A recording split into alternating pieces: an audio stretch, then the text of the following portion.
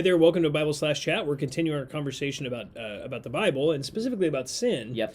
So a couple of times ago, we talked about how everyone is born, how everyone is unrighteous. There's no Right. one who seeks after God. And then we Right. talked about how even children are born without that innocence, Yeah. in the truest sense. Yeah. Their will has not yet been engaged, but their sinful nature is there. And the minute the will gets engaged, it's going to happen. Mm-hmm.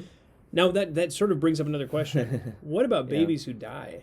Yeah. What do we say when if someone says, I have an infant, or I lost a child, stillborn, whatever? Where's that baby gone? It's obviously a soul. It's a soul at the moment of conception. Absolutely. Where's the baby? Yeah, very, very difficult question. And Yeah. painful for a lot of people. Very, very personally painful. But I do think as we, take texts together, there's not one verse, by the way, that's going to say babies go to heaven or babies. But I would say that as we take texts together, we can come to, I think, the reasonable conclusion, according to the scriptures, that we can expect children to be there. And so, first of all, in terms of creation and and what people can see about God or know about God, if you go to Romans 1, right, 18 and following, especially verse 20, it's clear from there. It says that God's eternal power and divine nature are clearly seen, being understood through what has been made, so that they are without excuse. Gotcha. And so it seems to presuppose that you have to be able to see, and you do see and know, are aware of, well, God is God, I'm just a creature. Yeah. And so this is a higher power, supreme being, and there's an eternal power behind him in the creation of all the stars and planets and us and nature and everything else. So there's that. It's not just like you kind of feel it. The person is aware of it. There's a conscious reflection on it. Yes, they can intellectually grasp it and say, there is a God, and he is eternally powerful. And we would say along with that, the child, a baby, an infant, an embryo, has no awareness of that. Impossible to know that.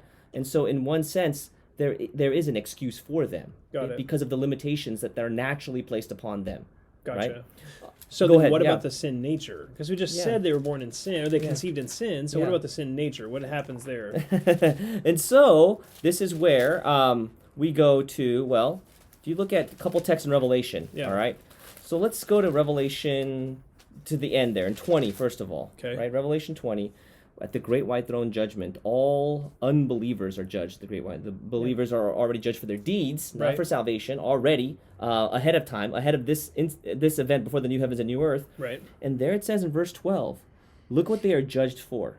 It says they are judged from the things which are written in these books. Not the book of life, it's the book of judgment, right? The book of death, if you will. And it says, according to their deeds. And then look at verse 13. According to their deeds, these were the people that faced the second death, which is the lake of fire. Gotcha. The question is, who has deeds? Who has done deeds? Conceived in iniquity, yes, but has the child done any deeds? Interesting that the standard of judgment here is deeds. Yeah. And so that then also leads us to finalize the answer to that question. If you go to Revelation 5, right? Ultimately, though, that issue of being conceived in iniquity, sin nature, all that has to be dealt with. We would say the child didn't have an active will that engaged with their sin nature, as we said last time, to execute a sin. To put out sin. Yeah, there wasn't a conscious, I'm going to sin. Yeah, an embryo's never done a deed. Yeah, never done a deed in their lives. That makes sense. Now, we would still say, however, that ultimately the only way of salvation is Jesus Christ and his shed blood. And by God's grace, that shed blood was sufficient for what? For even those like infants or children that died before that age where their will engaged with their sin nature, that died before that was even possible to happen, right? That they could do that. God in his infinite wisdom, and this is where he just goes beyond time and space and eternity past, as they set forth, as he decreed the plan of salvation, guess what it included? Within the cross work and its power and its who it includes, who did Jesus actually die for? If you look at Revelation chapter 5, who is there singing a new song in praise of Jesus Christ? And what are they praising him for? They say, worthy are you to take the book of judgment, right? This is in verse 9. Verse 9 of Revelation 5. Okay. And break the seals and this is, why is Jesus worthy to execute judgment, to unleash the judgments of God? For you were slain and purchased for God with your blood men from every tribe and tongue and people and nation.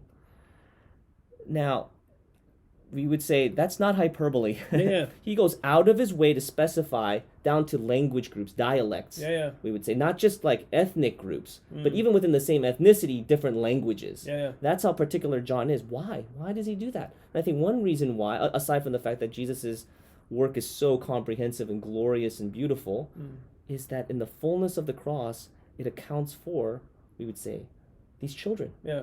These babies. Yeah. So when you talk about like dialects and language groups and those sorts of things, like for example, if you took like the Olmec Indians in Central America, it's a great exactly. So maybe 400 A.D. to maybe 800 A.D. This civilization thrives. Yeah. No chance for hearing the gospel. No gospel witness whatsoever. Kind. Yep. They're obviously post fall of post Tower of Babel and all that. They migrate there. Yeah. You have this civilization that thrives. It's got its own language. Yes. But you believe there's people from the Olmec Indians in heaven right now. Amen. Yeah. I would say because they had no gospel witness, right? You have to hear the gospel. Yeah. One way or another, you're going to have to hear the gospel. Totally. I'd say the only, and I don't mean to say it this way, but the only way, a way out of that is for someone, like a child, who has no conscious awareness of sin or is not able to, Romans 1:19, 18, 19, 20, to reflect on themselves and outside of themselves. Right. To see the God of eternal power and divine nature. Yeah. Those would be the ones that Jesus' blood covers. Yeah. Even their sins. So infants that die, infants that die, we're going to say those infants are going to heaven. Yeah. Which then adds another question. Yes. But we'll cover that next one. Yeah, this was a long one. Thank you so much. Just unpacking the ideas there. Absolutely. You're welcome. Yeah, thanks. Thanks, Hope guys. that's helpful.